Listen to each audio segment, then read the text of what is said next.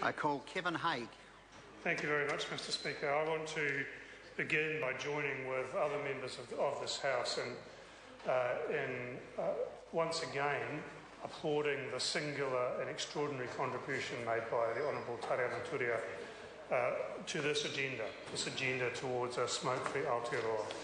I agree with the comments of Ian Lee-Scalloway that it has been her drive and commitment on this issue that has seen this agenda take positive steps forward, and I greatly appreciate that.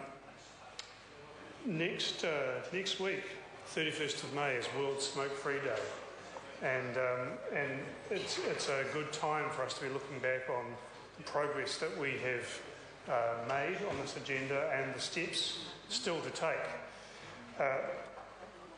Cigarette smoking is the biggest cause of preventable death in this country, causing somewhere between 4,500 and 5,000 preventable deaths each year.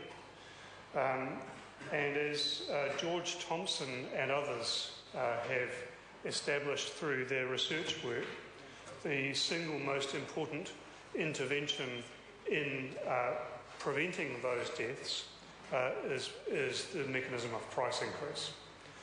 So these measures that we debate today are the single most important thing that we could be doing about the single greatest source of preventable death in this country.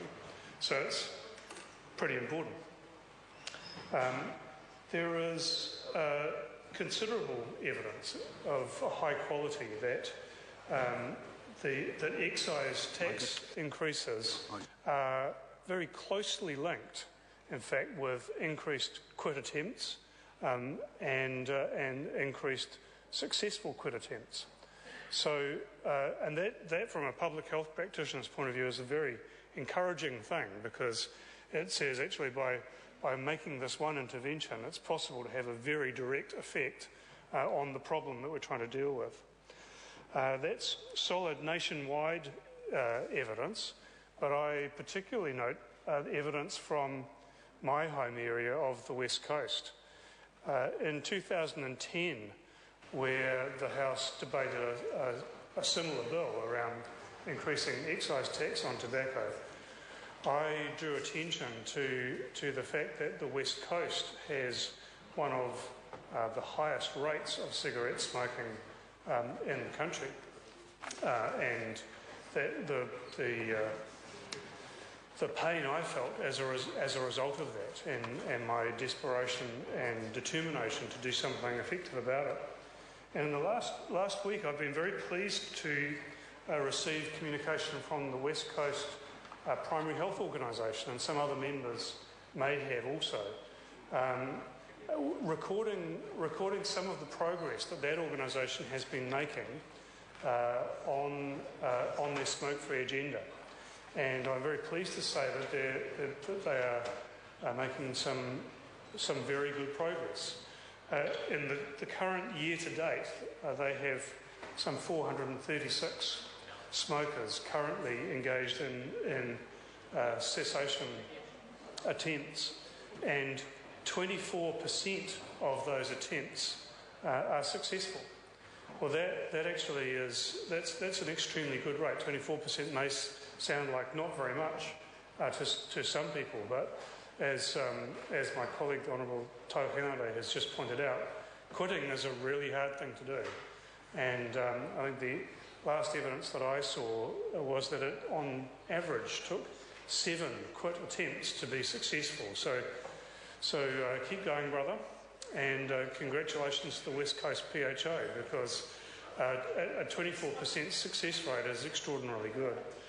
But the thing that I particularly drew encouragement from was the evidence from the PHO about when quit attempts were being made, because they've tracked that over a 2-year period and noticed a surge in those attempts in the April to June quarter over the last couple of years. And they attribute that surge to 2 factors. They say it's associated with the excise increases that have occurred in those 2 years, and also the quit smoking campaigns that have occurred in May associated with the World Smoke Free Day. So again, that's great encouragement for what we are doing here today with this bill.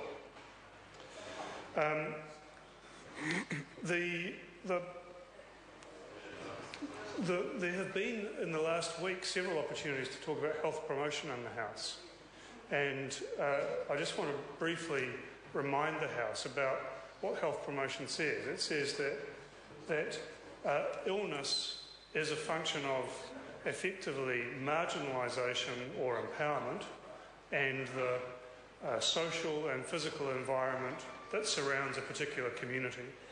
And it's those socio-environmental factors that drive the fact that illnesses are clustered in particular communities. So the West Coast population has the lowest median household income of any population in New Zealand. It's a relatively marginalised population. That's why the smoking rates are high. That's why the smoking rates on the West Coast are comparable to those amongst Māori and Pacific Island people. Two other population groups that are marginalised in our community.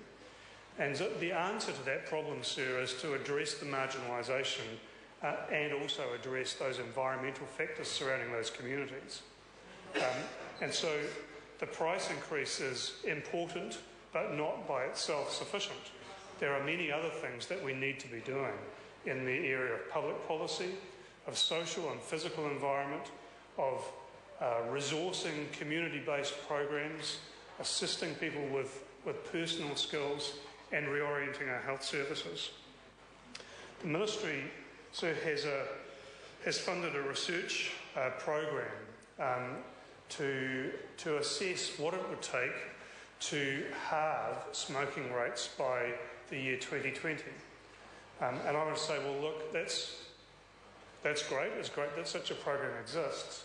But I want to encourage a redoubling of the effort because, in fact, halving smoking rates by 2020 is still insufficient. That will not be enough to get us to our goal of rates less than 5% by 2025.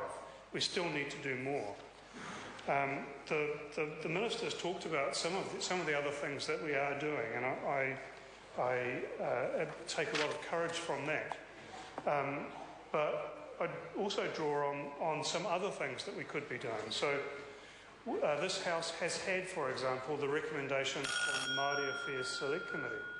And we're doing some of those things, but there's an awful lot of things that government is not moving on from that agenda, from that agenda that's been set by, I think, probably the biggest and most important and powerful inquiry into tobacco in New Zealand, certainly in recent years.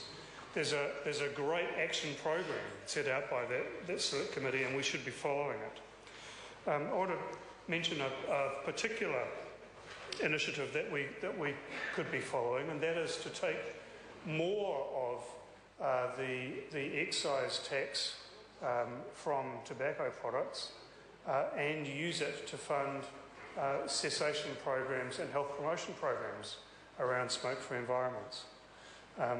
That would be another concrete step that this country could easily take towards that goal of a smoke-free Aotearoa by 2025. And sir, I want to finally refer to I guess a timeline prepared by Regional Public Health here in Wellington that records the achievements in this journey since 1990. And it was prepared in 2010, where it said increase tobacco tax by 10% each year until 2012, then prohibit tobacco product displays, tighter control of displaying trading names, infringement notices for selling to underage, clarification for trade rebates and discounts. We're doing that. Plain packaging, reduce the transitional period, amend the health warning, infringement notices. We're moving in that direction. And then we move on to licensing retailers, local authority control over number and location of outlets, prohibit vending machines, embed the Framework Convention, annually reduce the amount of imported products, and so on, sir.